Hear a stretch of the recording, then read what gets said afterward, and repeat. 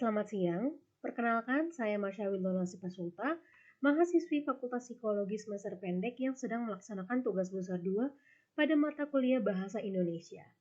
Terima kasih untuk rekan-rekan yang sudah hadir dan khususnya untuk Ibu Sri Rahayu Handayani selaku dosen pada mata kuliah ini. Pada presentasi saya pada hari ini, saya akan membahas salah satu topik yang saya pilih, yaitu fenomena penggunaan bahasa pergaulan di Indonesia.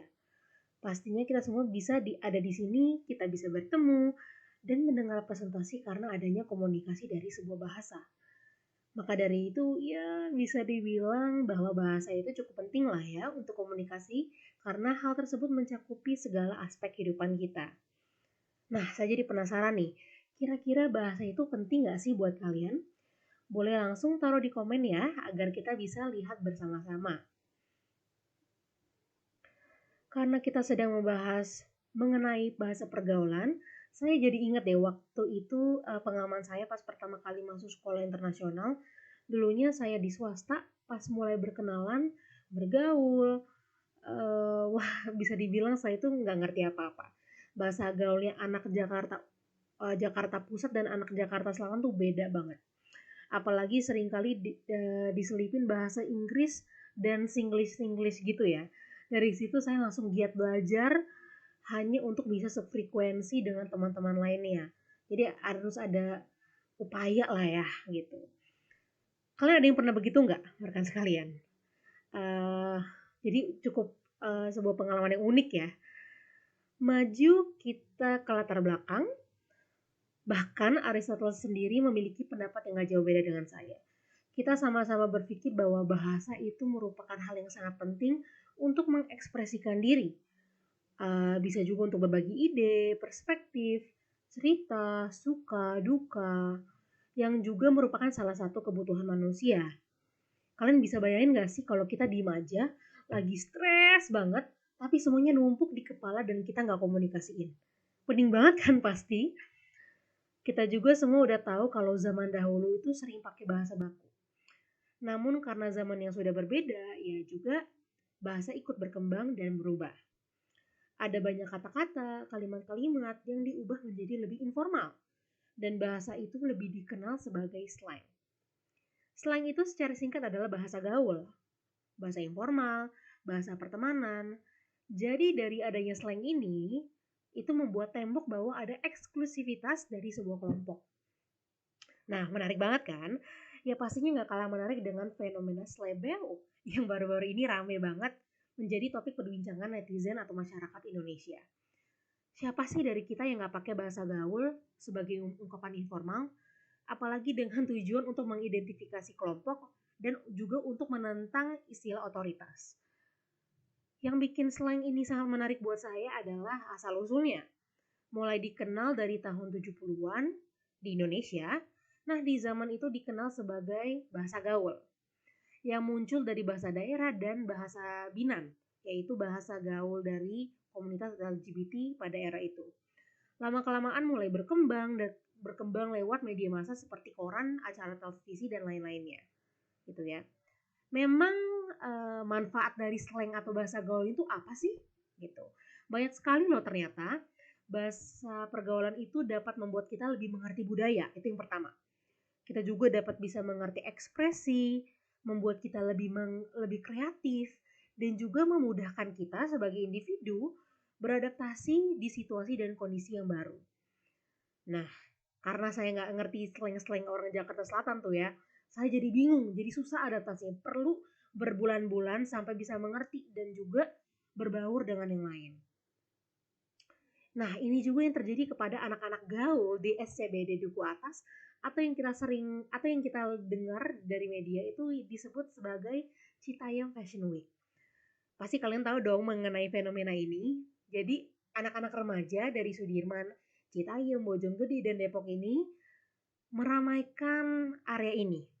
Jadi setiap hari itu rame banget dari siang sampai larut malam di mana mereka memamerkan fashion mereka yang bisa dibilang low budget. Dan memang awalnya itu sudah cukup ramai karena banyak dari mereka tuh yang melakukan wawancara unik, catwalk, nongkrong dan juga foto OOTD atau outfit of the day gitu ya, kayak busana seharian kita tuh kayak gimana, mereka sering tuh di situ. Namun tak lama kemudian sebuah rekaman dari salah satu media sosial bernama JJ ya. Jadi aplikasi bernama TikTok itu tuh viral dengan sound trending Slebeo gitu, yang dilontarkan seorang gadis bernama JJ atau Jasmine Natisia. Masyarakat Indonesia juga berbondong-bondong untuk berkreasi membuat video unik menggunakan sound trending dari Slebeo.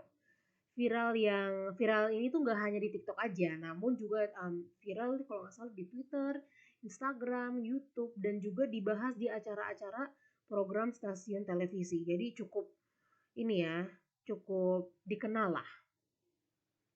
Kata Slebeo ini tuh mulai dikenal dalam hitungan waktu yang sangat pendek dan mulai digunakan oleh anak muda yang melakukan fashion week di Malang, Bandung, Jogja, Surabaya, dan Semarang. Wow, jadi nggak cuma di Jakarta gitu rekan-rekan sekalian.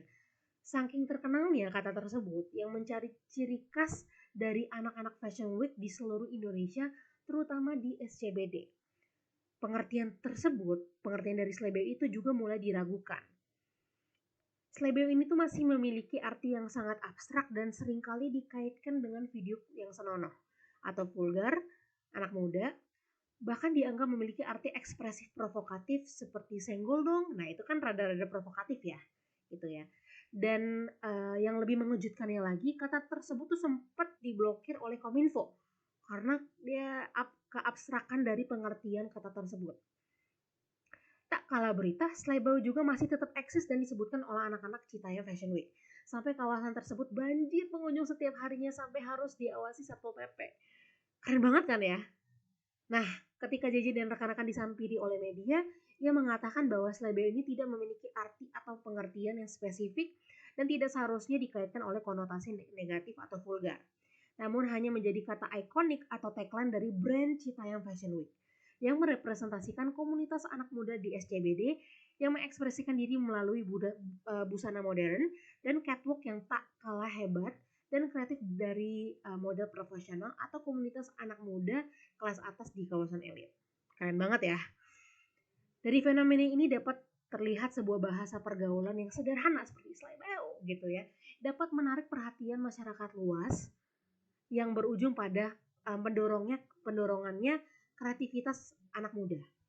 Banyak dari mereka tuh menyalurkan kreativitas mereka dengan membuat sound trending di media sosial, membuat video unik dan lucu, mengekspresikan karakter unik pribadi pada wawancara-wawancara yang diberi oleh konten kreator, dan juga memamerkan busana Nusantara dan streetwear, melaksanakan catwalk di jalanan umum, dan juga yang pentingnya adalah mempererat sebuah komunitas.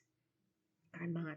Jadi intinya adalah itu, sebuah kata sesimpel itu bisa mempererat sebuah komunitas.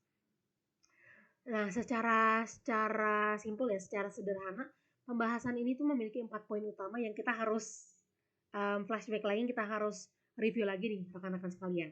Ada 4, yaitu yang pertama adalah bahasa merupakan hal penting dari terjalinnya hubungan antara individu. Gitu. Dari kata Slebeo aja tuh anak-anak dari kelompok kecil bisa merembes ke kelompok-kelompok lain ya di luar Jakarta gitu. Itu keren banget. Yang kedua adalah bahasa merupakan hal yang terus berkembang dari masa ke masa. Yang ketiga adalah bahasa pergaulan dapat menjadi trademark dari sebuah komunitas. Dan yang keempat adalah bahasa pergaulan memiliki dampak signifikan pada budaya dan kreativitas anak-anak muda di Indonesia. Baik, next. Berikut adalah saran-saran dari fenomena ini. Bisa dilihat, bisa di-post juga. Baik, topik ini sangat menarik ya rekan-rekan. Tak hanya kita dapat belajar akar dan asal-usul dari sebuah bahasa dan bahasa pergaulan, kita juga dapat mengerti signifikansinya kepada kehidupan sehari-hari. Semoga ilmu ini dapat berguna untuk rekan-rekan sekalian, terutama kalian yang suka canggung kalau ketemu orang-orang baru, situasi dan juga kondisi baru. Ya kayak saya lah ya, jadi bisa belajar cara beradaptasi dari slang-slang yang ada. Baik, saya Masya Wilona Sepasuta mengucapkan terima kasih dan sampai jumpa.